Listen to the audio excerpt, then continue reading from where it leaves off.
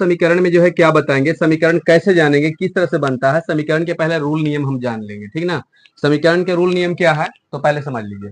देखिए समीकरण बनाने से पहले आपको क्या होना चाहिए, तो आपको सबसे पहले बीज गणित के जोड़ घटाव गुणा भागा वर्गमूल ये सब आना चाहिए, समझ गया ना, तभी आपको बनेगा, नहीं तो दिक्कत हो जाएगा। तो समीकरण जानने से पहले आपको जो है क्या करना पड़ेगा, जोड़ घटाव गुना भागा ये सब तो क्लियर है, ये है।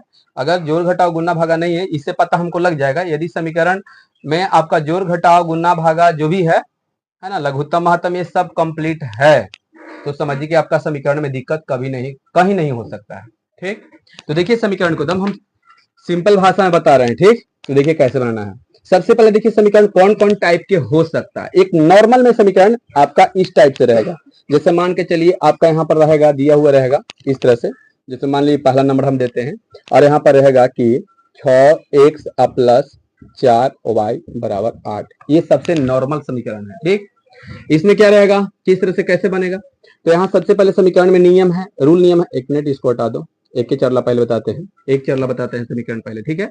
उसके बाद पहले एक चरला बढ़िया सीख जाइए, तब दो चरला में नंबर लगाना है। तो इसमें समीकरण में क्या है कि समीकरण को सबसे पहले सोल्व करते समय है ना, सोल्व करते समय क्या करना है, कौन बात का ध्यान देना है, तो सबसे पहले शुरू में जो है और लेना है, क्या लेना है, और लेना है। और लीजिए चाहे या लीजिए चाहे ऐसा चिन्ह भी आप दे सकते हैं, ठीक।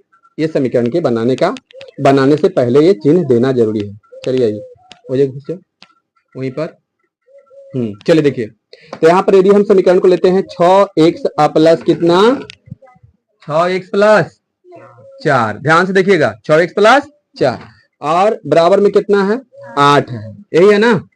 अभी पहले बताइए कि यहाँ पर क्या होगा, तो 6x, ठीक है 6x।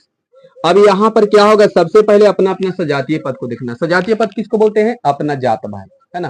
तो एबीसीडी के कोई जात भात चाहे जो भी है, जात भाई यहाँ पर कोई नहीं है।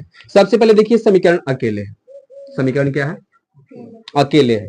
तो सबसे पहले अकेले है, याद रखिए एक बात क्या और याद रखना है कि समीकरण को हमेशा बायां साइड में रखेंगे, है ना। ज्यादातर समीकरण को जो एबीसीडी के अक्षर वाला है ना, जिसको चर भी बोलते हैं, उसको हमेशा बायां साइड में ही रखना है।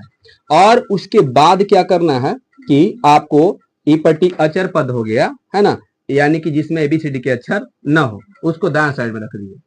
अब रखने के बाद देखिए 4 जो है ये भी देखिए इसी का जात भाई है ना। तो ये देखिए ई पट्टी देखिएगा, इसका चिन्ह जो है प्लस में है, चिन्ह जो है सीधे ही मंत्र का, ये मंत्र वाला नदी है, ये मंत्र का नदी है, जादुई नदी है। ई पट्टी प्लस रहेगा, ऊपट्टी जगह माइनस हो जाएगा, ई पट्टी ऊपट्टी माइनस रहेगा, ई पट्टी भी लेके आएंगे तो प्लस हो जाएगा।